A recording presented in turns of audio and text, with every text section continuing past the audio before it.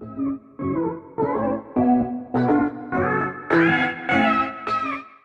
Kid Dangerous. I'm Tay-Roc, Sue Surf, Cassidy, Murder Mook offspring, Arsenal offspring. I didn't come in this to be liked. I don't want no fans. So if you're a fan of mine, don't be a fan no more. I'm Noah's adopted son, man. I'm Kid Dangerous, man. I'm all disrespect. I'm all attitude. And I want you guys to know that I don't want no fans. I don't want to be loved. I want to be hated.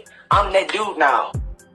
Okay, so when Cassidy said to Bill Collector, why are you shaking his hand? Y'all haven't even battled. You know, how did you feel about that? I'm sure you saw that, right? Yeah, this time I felt Cassidy was right. I felt like, man, he's about to battle Reed, man. Like, show some kind of. And then I think what people also see is that Bill Collector has not taken this serious. He has never had a serious moment where he said, okay, I'm going in, he's ready to do this. He's just too much of a clown to me. And I felt Cassidy was right in doing that. This is battle rap, man. Stop trying to be friends with the man. No. You about to battle Reed, you about to battle DNA, you about to battle K-Shon's best friend or his NWX buddy. Why are you friendly bobbing with him like that? And that's the stuff that Cassidy was right about. Like, he's right. He had no business doing it in the first place. Like, there's so many reasons on why Bill Collector shaking K-Shon's hand is wrong. Because K-Shon is not Bill Collector's friend at that moment. I mean, he's not at all because he's going with DNA. He's battling DNA. So it's like, why would you try to shake his hand? He's about to battle Reed, you about to battle DNA. So it's like, why would you do that? Okay. So it looks like a lot of the stuff that Cassidy talks about, you agree with. Yeah, I actually do. I agree with everything. I agree with, the route he took it. I like how example.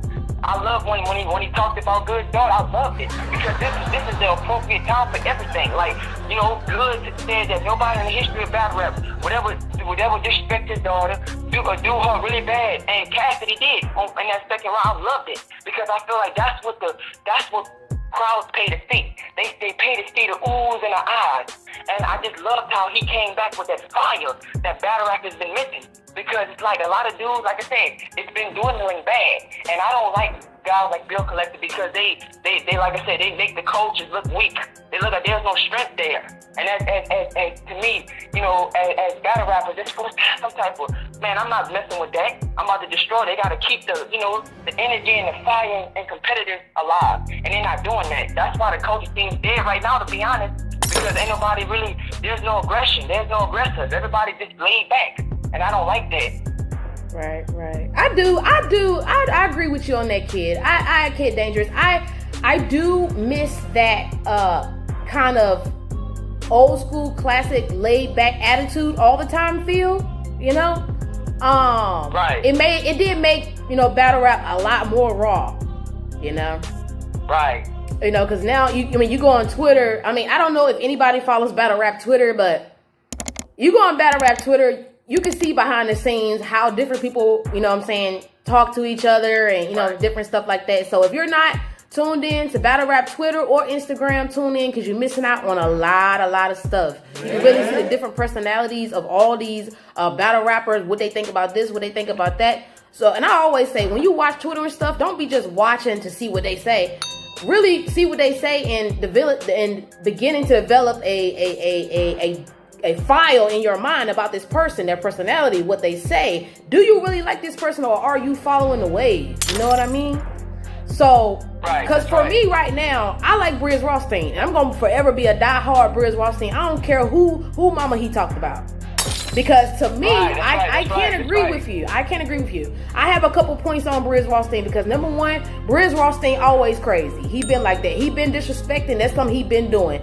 Now, he said something about, Mook's mom or whatever.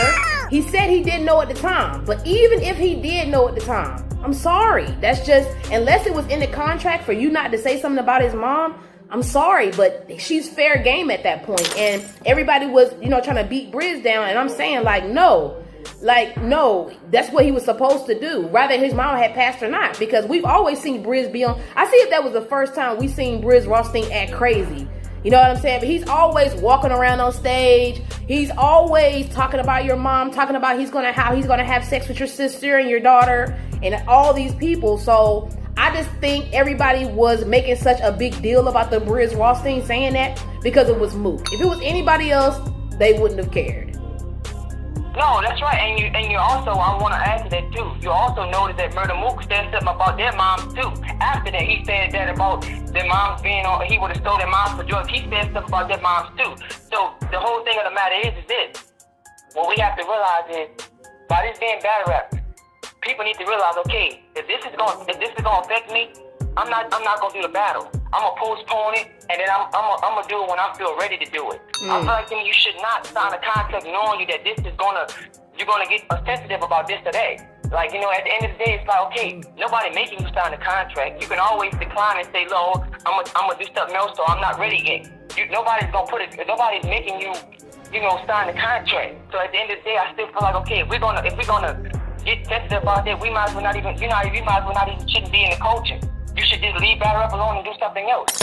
You know what I mean? Don't waste people's time. No, people are spending our hard-earned money to watch these events and come to them. They want to see the violent aggressiveness of battle rappers. And we about to go at it. There's no the gloves at all. So I would have did the same thing because this is battle rap. This is used to prove. It's a game of like, okay, if a person like, for example, if it's like a food fight, you throw something at me, I throw something at you. That's how it's supposed to go. It's not supposed to be where it messes the battle. We're supposed to keep it competitive and keep it, you know, aggressive. So that's what I would have did. I would have took it there because it's battle rap. Yeah. Like, you know, so, and certain things, certain people don't affect, certain things don't affect people like it do others. Some people may get offended by their brother dying more than their mother dying. So everything affects the person differently too. Like for example, a person may not have cared about his mother. Say, oh, I don't care, I wasn't friends with her anyway. But then if somebody talks about their dead woman, they may want to fight. So everything affects everybody differently. But whatever it is that affects you, I want to know, because I'm gonna use it against you. Because it's about the personal. We have, you know, it's war. It's a lyrical war. So in lyrical warfare, there's no limit. It's like, you know, a lot of guys in the battle rap culture, you know, come from gang banging, cliques and gangs. Well, it's like, okay, when you was gang banging, you didn't care about what was being said. So why do you care about it now? Because this is a sport that came from the street. It's a lyrical street blood sport. So why do you care about it now? You didn't care about it before. You would talk about their dead mothers like they talked about yours. So why can't we just keep it today? And now we even. I agree. This is a blood sport. I mean, battle rap is based off of aggression. And how I said, and I dropped a blog talking about this a couple of days ago. I mean, like you said, you got to have tough skin. Like, this person is put in front of you to degrade you to the lowest form. So it's kind of hard for them to degrade you to the lowest form if there's stipulations. Right. And then also with a stipulation that limits the content of what was supposed to be delivered. Now you're limiting what I can say. Now that means that you're trying to find some type of way. That's to me that's like a cheat move, like you're cheating. That's to me, because technically that's a violation of battle rap. You're not supposed to have any stipulations. So when they do allow them to get away with it, I feel like that's wrong, because this is a culture where you have to leave your feelings at home. If you don't leave your feelings at home, then you shouldn't even be battle rapping in the first place. And that way, I will respect the person if they just leave the culture alone and say, okay, I'm not strong, I'm not a tough guy like this, so I'll leave it alone. And that'll be the end of that. Instead of you coming in the culture with a chip on your shoulder and you getting paid. I mean, because these dudes get paid crazily. Like, they get paid so much good money. And it's like, you mean you can't take some insults and you give some back and then get your money and go home? What's the problem? You know what I mean? It's like you have to have a certain patience to be in this. You gotta be war ready. You gotta be war made to be in this. If you're not war made, you're not gonna make it. Like Arsenal, you can say what you want to him, and he's gonna give it back to you because he knows how to do this. That's true. Why he is the god of respect that he is. That's true. That is true. I mean, you look at his battle with Mr. Fab. He got booed, and he still kept degrading him. He went in, and I was like, golly. And I always say, be careful what you wish for, because Mr. Fab brought that on himself too. Mr. Fab was like, yeah, you're not the same Arsenal no more, huh? He showed you that he still was that dude. And that's why Arsenal has always been like an outcast to me. He's not trying to be friendly with nobody. He's just trying to just be raw and cut. And that's what I love about him so much. He's amazing because nothing scares him in this. Like nothing scares him. He's a war-made rapper. Like he's made for this. Right. So I just feel like there should be more of that. Yeah. I definitely agree on that. Shout out to Arsenal. So how do you, now that we're talking about Arsenal, you know, Cassidy versus Arsenal just happened. How do you think that went? I'm not gonna lie to you. I went back and heard some stuff that Cassidy said. Cassidy was fire in certain areas, but I feel like Arsenal took it. I feel like Arsenal, you know, I feel like Arsenal took it. I really had Arsenal, you know, really with a 3-0. I mean, that's how I really feel. I didn't speak on it. I did go back and watch it. Cassidy was saying some fire stuff, but I just feel like it just wasn't, I don't know. I just feel like he just, certain points, it was like, I ain't really worried about it. But I do have Cassidy beating good. I feel Cassidy beat good, but I feel like he lost to Arsenal. That's how I feel, because the thing is, you can't, let me tell you, you know, Cassidy has this thing of, it's about being lyrical too, which is fine. But you can't go up against a battle rapper like Arsenal and think rapping and rhyming is gonna beat him. Because Cassidy was, to me, the god of disrespecting his era. So if anybody should know disrespect, then Cassidy knows that. And I feel like with that Arsenal, he didn't display what he said, because he said he was at a 9. So I'm looking at the material to be taken there like, okay, the gloves is all tonight. If he would have took more of that route, it was like, okay, yeah, this is that. But it just wasn't, I don't know, it just didn't seem like it was there enough for me. So yeah, I got Arsenal winning that. Okay, and you know, I feel like, go ahead. Sorry. I feel like Arsenal, to me, was the best opponent for Cassidy to battle. Because nobody else gave Cassidy a challenge like that. Like, Goods didn't give him a challenge to me. Neither did Disaster. I feel like Cassidy kicked it behind. But when he stepped in front of Arsenal, everything Cassidy said Arsenal wasn't going to do, he did. He said Arsenal was never going to touch him. He touched him. You know what I'm saying? Arsenal is a different type of battle rapper. You can't go at him just trying to be lyrical and think he ain't going to do it. Because what you think he ain't going to do, he does it. So it's like he used to do, like, you know, and Cash used to be that dude, but it's like, you know, he has to do, there's some adjustments that have to be made too. So yeah. You know, I mean, when Cassidy, you know, first came in, I don't know, I was kind of upset because I felt like the way that he came into the culture was disrespectful. But then I saw what he was doing, and I was like, you know, maybe this is battle rap. You know what I'm saying? Maybe he's supposed to talk like this. You know what I'm saying? But what battler ain't supposed to say they the greatest? What battler ain't supposed to say they 3-0 this person or whatever? So then I started, you know what I'm saying, looking at it from a different perspective and not trying to take it so personally.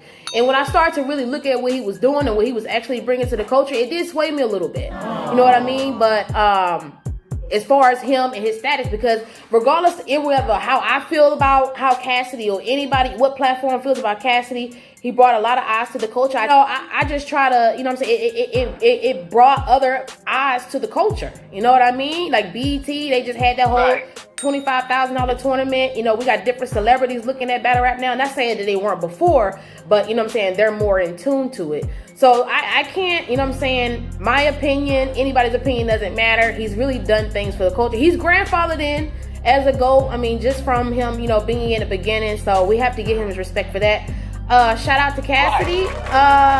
So let's see. Okay, so one last thing I wanted to really do, Kid Dangerous, is for you to repeat the message that you gave the first time as far as to your opponents, how you feel about Swamp, how you feel about all these people that you're going to be battling and you battle, and what do you want to say to the fans, and what do you want to say to the culture? What's your most important message that you want to get out?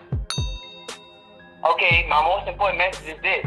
When I from my battles that I've had, I'm not playing with nobody. So all I have to say is a message to the battle rap community: don't put no stipulation in my face, because it's not gonna work. I'm not abiding by nobody's rules. I'm gonna keep it disrespectful. I'm gonna keep it angry. And yes, I have inspirations like the Arsenals and the T-Rocks and all them. But at the end of the day, anybody can get it. And you know, even with Swamp, my message to Swamp is this: look, man. You know, he knows, you know how I'm coming at you. You know I don't play, so whenever you ready to do it, you can. And like I said, I'm here to light the culture. I'm here to be that rebellious, hardcore battle rapper that I'm supposed to be. Since nobody else seems like they have the, you know, they're not doing it right now. So it's my, and I don't want no fans, because I don't want nobody. I'm not coming to be loved. I'm not here to please nobody. So I'm putting that all on the table now, so you can know what type of person I am. I'm Kid Dangerous. I'm the offspring of what T-Rock and them was and the disrespectful, hardcore rebel like Arsenal. That's how I am, and I'm gonna keep it that way. It's gonna be cold cut, no games gonna be played. So all my opponents that I got out there, man, you better expect to get destroyed, and I ain't playing with you. Y'all heard that? Kid Dangerous coming for everybody's head. He ain't looking for friends. Y'all heard what he said. It's been the mood. Go ahead and shout out your social media and let people connect to you, brother. Okay, yeah, my social media is Kid Dangerous, Noah's adopted son. And then I have a YouTube channel, Kid Dangerous. So yeah, look me up on there. I'm Kid Dangerous, Noah's adopted son. Shout out to Noah. Yeah, just check me out on social media and stay tuned and get ready for the Attitude Era Battle Rap to return, because I'm gonna be the one to bring it back. So you just expect that, and I hope to light the culture back and bring it what it used to be. Awesome, brother. Thank you so much. And y'all, so this has been Ray's Battle Rap Mood Personality, Battle Rap Personality of the Week, Kid Dangerous. Thank you so much, brother, for coming and blessing my platform. Y'all stay tuned. More coming soon. It's the mood.